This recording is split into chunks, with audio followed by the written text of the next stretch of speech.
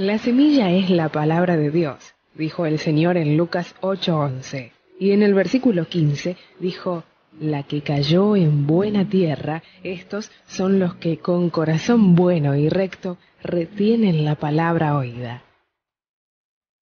En el aire, su emisora amiga.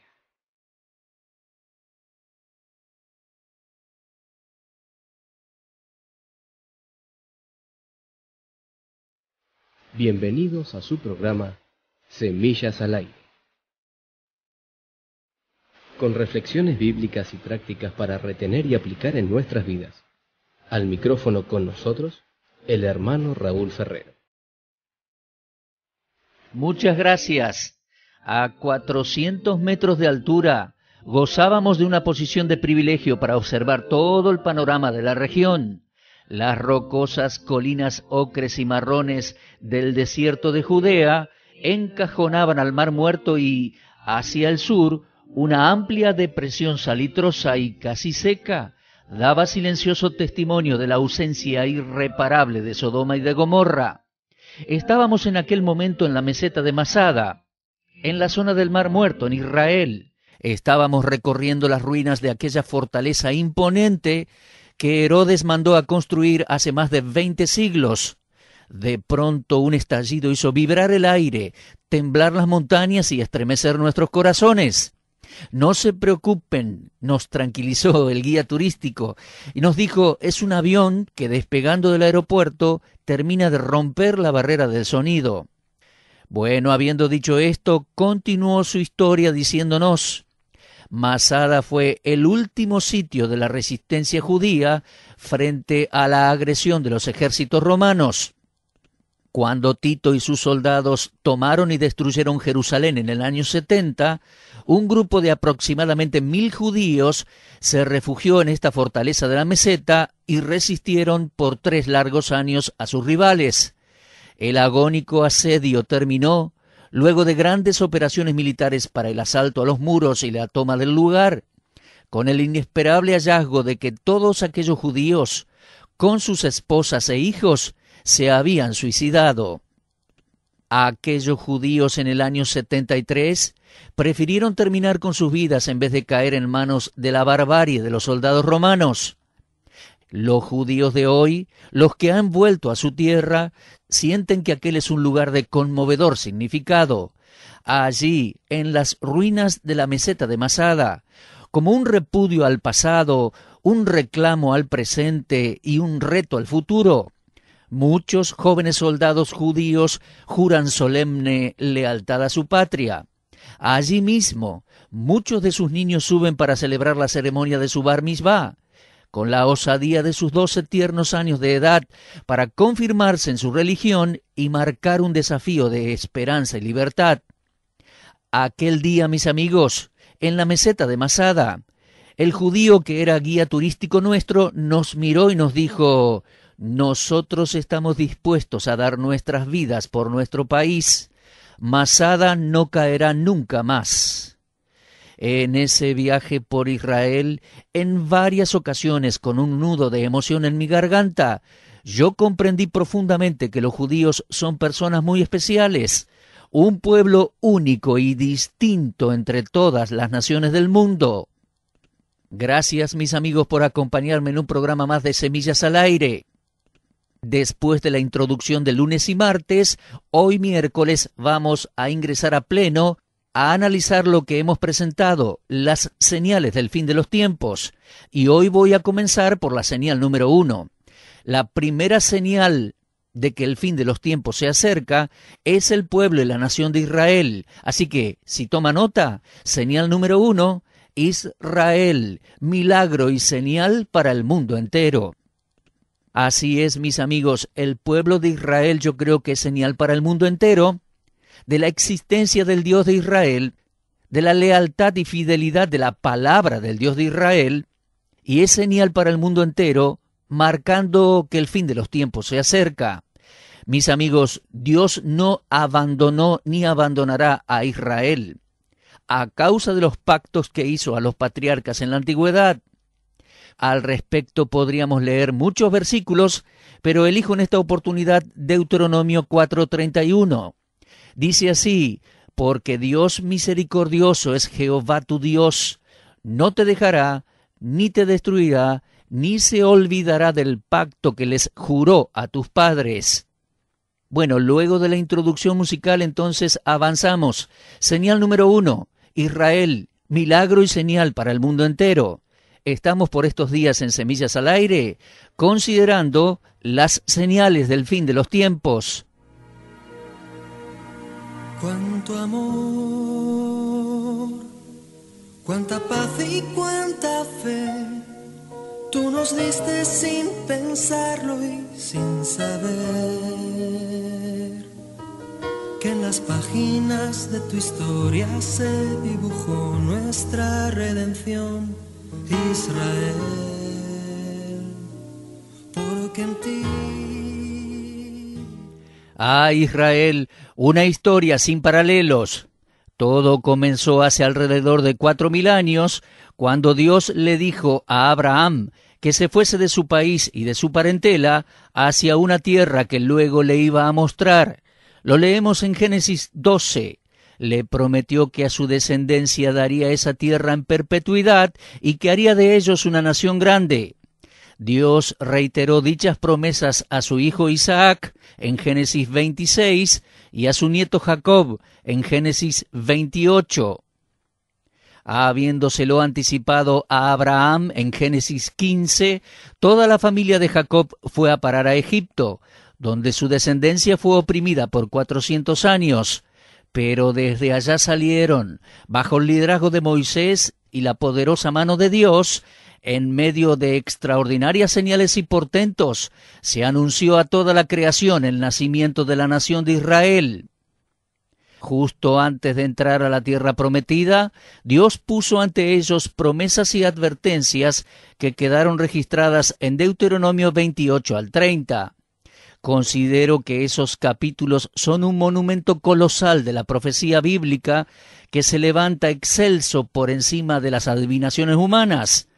Más de 36 siglos de exacto cumplimiento e innegable vigencia avalan su tremendo contenido y apuntan, sin la más mínima duda y con la claridad meridiana de la palabra del Altísimo, hacia un futuro extraordinario para la nación de Israel en la tierra que Dios prometió a los patriarcas. Dios en aquel entonces le aseguró claramente al pueblo de Israel que si le obedecían iban a ser prosperados en la tierra, pero que si le desobedecían enviaría juicios sobre ellos. Si llegase a ser necesario, los arrancaría de su territorio y los llevaría en cautiverio, y aún los desparramaría por todas las naciones, en donde vivirían angustiados, perseguidos, asustados, siendo oprobio y refrán para los que le rodearan. Usted puede leerlo en Deuteronomio 28. No obstante, Dios se comprometió a guardarlos y a regresarlos a su tierra cuando ellos se arrepintieran, de acuerdo a las promesas hechas a los patriarcas. Poco más de 8 siglos después de haber entrado, debido a que vez tras vez no quisieron oír a los profetas de Dios, y en especial a Jeremías, y por obstinarse en andar en sus propios caprichos y pecados, Dios determinó traer a Nabucodonosor y sus ejércitos, quienes destruyeron Jerusalén, quemaron el templo construido por Salomón y los llevaron cautivos a Babilonia. Al respecto usted puede leer al historiador bíblico en el segundo libro de Crónicas, capítulo 36. Allá a Babilonia fueron, pero desde allá volvieron, en el tiempo señalado por Dios y bajo su poderosa mano, para reedificar sus casas, Jerusalén y el templo, por la motivación y el empuje de hombres como Zorobabel, Ageo, Zacarías, Esdras y Nehemías, aprovechando los permisos otorgados por los reyes persas. En los años siguientes soportaron tremendos atropellos de los greco-sirios. Antíoco Epífanes, rey sirio, aproximadamente desde el año 171 a.C. en adelante, invadió Jerusalén, mató alrededor de 80.000 judíos, violó el templo, sacrificó una cerda en el altar y puso en el lugar santísimo una estatua de Zeus. Varios años de luchas les llevó a los judíos recuperar la ciudad y el templo, lo cual celebran hasta hoy con la fiesta de Hanukkah.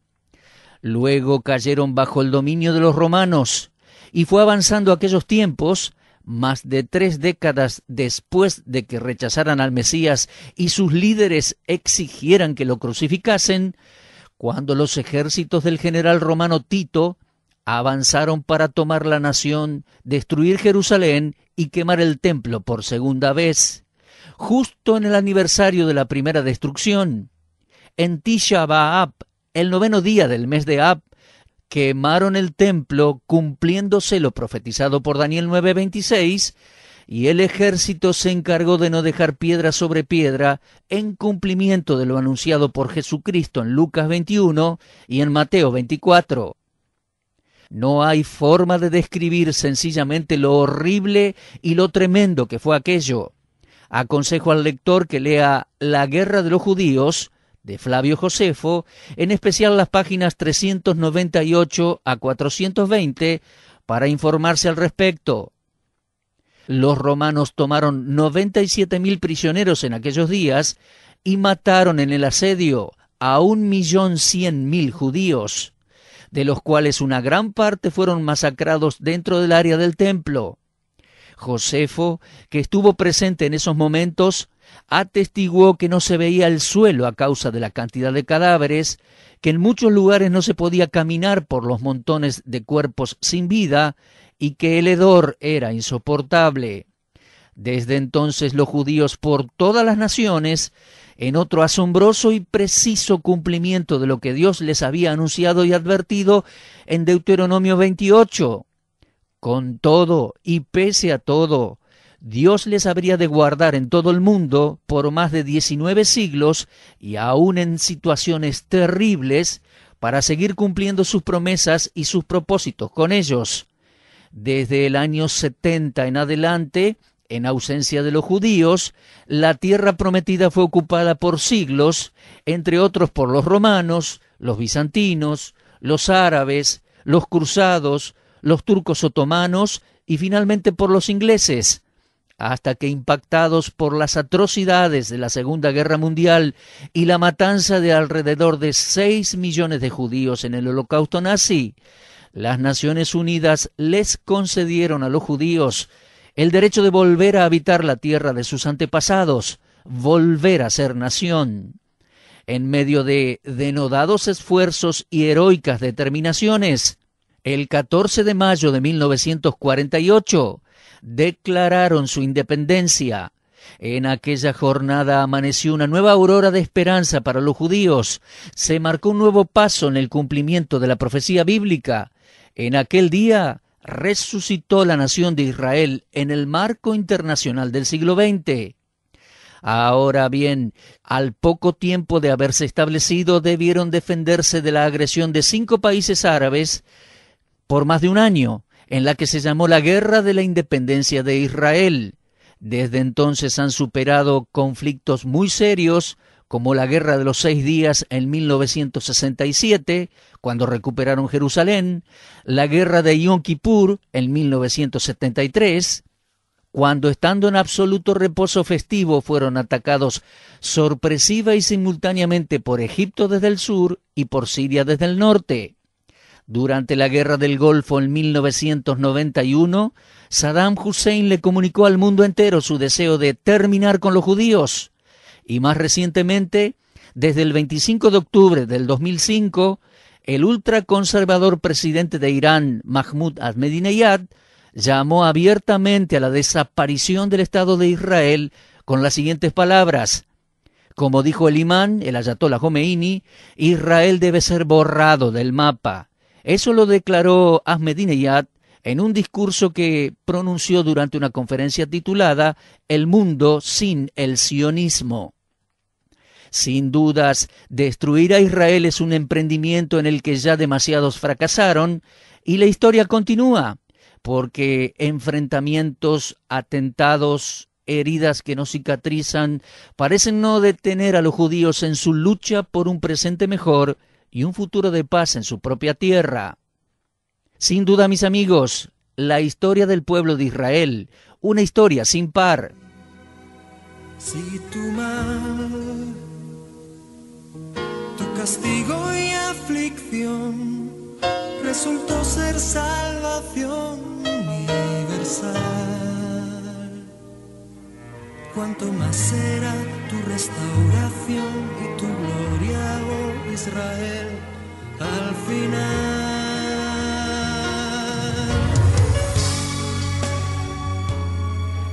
Por estos días, la nación de Israel tiene un presente próspero en medio de presiones, amenazas y atentados.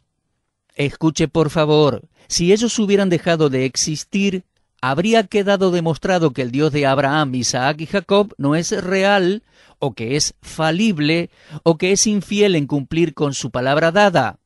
Pero el milagro de la sobrevivencia del pueblo judío por siglos es prueba mundial de la existencia, la actividad y la fidelidad del Dios vivo y verdadero, aquel que le dijo al faraón en Éxodo 4:22, Israel es mi hijo, mi primogénito.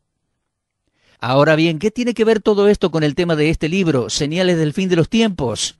Muchísimo, porque a través de la mayoría de los libros de los profetas, Joel, Amós, Sofonías, Isaías, Miqueas, Jeremías, como así también en las porciones proféticas del Nuevo Testamento, Mateo 24, Apocalipsis, cuando se anuncian los acontecimientos del fin de los tiempos, día del Señor, juicios, surgimiento del anticristo, etc., invariablemente se menciona a los judíos como protagonistas centrales de aquellos eventos y, además, habitando su propio país, pues en esas escrituras proféticas se mencionan el Valle de Meguido, Judea, Jerusalén, el Monte de los Olivos, etc. He allí la importancia, mis amigos. Nosotros somos la generación de los testigos de la restauración de Israel y del sorprendente cumplimiento actual y progresivo de la profecía de los capítulos 36 al 39 del libro de Ezequiel. Aquellos huesos secos en aquel valle son la casa de Israel, está escrito en Ezequiel 37:11, y el gigantesco movimiento de regreso de los judíos a su propia tierra es su sorprendente cumplimiento. Participantes del movimiento sionista, miles y miles de judíos en estos últimos años han regresado a su propia tierra desde las partes más remotas del mundo. Hoy son un país pujante con casi 7 millones de habitantes judíos y ocupando un lugar destacado entre todas las naciones modernas, van progresando en los campos de la ciencia, la tecnología, la cultura, la economía, la medicina, la defensa, relaciones diplomáticas internacionales, turismo, agricultura, etc. Después de haber estado esparcidos por todos los rincones del mundo, luego de 19 años de peregrinaje, han resucitado como nación y en medio de presiones, amenazas y atentados, crecen y progresan con sorprendente tenacidad. Según las profecías bíblicas, van rumbo a un duro protagonismo en el futuro, pero las angustias que sufrirán serán antesala de la gloria prometida. Al presente, estando en ese proceso de restauración nacional, la profecía de Ezequiel 37, 38, 39 anuncia que serán atacados por fuertes enemigos desde el norte, que serán destruidos por Dios sobre los montes de Israel. Luego sufrirán los momentos más terribles de su existencia en la gran tribulación, en el día de Jehová, como dicen los profetas, y finalmente regresará el Mesías, el león de la tribu de Judá, para librarles de sus enemigos, darles el reino prometido haciendo con ellos pacto de paz y llenarles del Espíritu de Dios. La profecía anuncia también que los judíos pronto reedificarán el templo en Jerusalén, a lo cual dedicaremos un capítulo en este libro, un programa en esta serie, y de los judíos se levantarán 144,000 grandiosos siervos del Señor, según Apocalipsis 7, para llevar la palabra de Dios al mundo.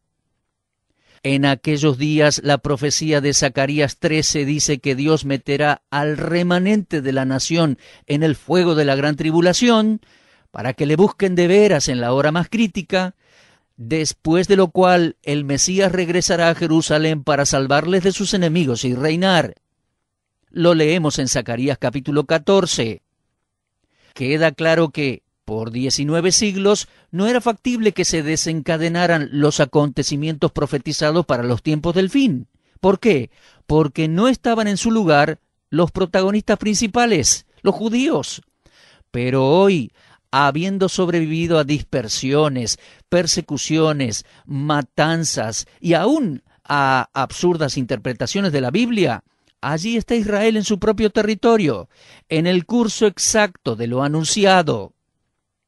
Hoy en día, mis amigos, aún en incredulidad la mayoría de ellos y sin haber recibido ni a su Mesías ni al Espíritu Santo, los judíos prosperan en su tierra, acrecientan su interés por las Escrituras y están aprendiendo y enseñando hebreo, el idioma del Antiguo Testamento, lo cual les está abriendo las puertas a un despertar espiritual y a un enriquecimiento cultural sin igual. Dicha lengua, el hebreo, no fue hablada por 1700 años, pero se ha convertido ahora en el único idioma en la historia de la humanidad que resurgió desde los tiempos antiguos, y es el medio de expresión que, en el cumplimiento de los tiempos, vuelve a ubicar a los judíos frente al Dios de Abraham, Isaac y Jacob, el gran Dios de las promesas inmutables, el que envió y enviará al mundo al Mesías, el Santo de Israel, para confirmar las promesas hechas a los patriarcas de la nación. En definitiva, mis amigos, todo esto coloca al pueblo de Israel en una posición inconfundible e incomparable desde todo ángulo en el marco de las naciones actuales, de manera que ellos son milagro y señal al mundo entero de que el tiempo del fin se acerca. Creo que podríamos decir incluso, damas y caballeros, los protagonistas principales de los anuncios de la Biblia, aunque ausentados por 19 siglos, se han reubicado en el escenario de los acontecimientos proféticos. Por favor, dirijan su atención hacia ellos. Todo se está preparando para que en breve comience el más terrible de los dramas, la angustia para Jacob, como dice Jeremías 37, pero de ella será librado. Viene ese tiempo de angustia sobre ellos, cual nunca fue desde que hubo gente hasta entonces, anunció Daniel en capítulo 12 y versículo 1. Porque habrá entonces gran tribulación, cual no la ha habido desde el principio del mundo hasta entonces, ni la habrá, anunció el Señor Jesucristo en Mateo 24:21. Mas al fin, para los que de entre ellos teman el nombre del Señor, nacerá el sol de justicia, y en sus alas traerá salvación. Al final de la tribulación vendrá o regresará el Mesías, y entonces saldrán y saltarán como becerros de la manada, según Malaquías 4:2, y cantarán con júbilo inusitado las estrofas centrales de la revelación de Dios. El Salmo 117, allí dice: alabad a Jehová, naciones todas, pueblos todos, alabadle, porque ha engrandecido sobre nosotros, y eso es sobre los judíos, su misericordia, y la fidelidad de Jehová es para siempre. Aleluya. Así es, mis amigos, Dios va a cumplir todas las promesas y juramentos que les hizo a los patriarcas. Dios va a cumplir todas las profecías anunciadas por sus siervos los profetas. Se ha encendido un semáforo a nivel mundial indicativo de que el fin de los tiempos se acerca. Es la nación de Israel en el marco internacional del siglo XXI, la primera de las señales del fin de los tiempos.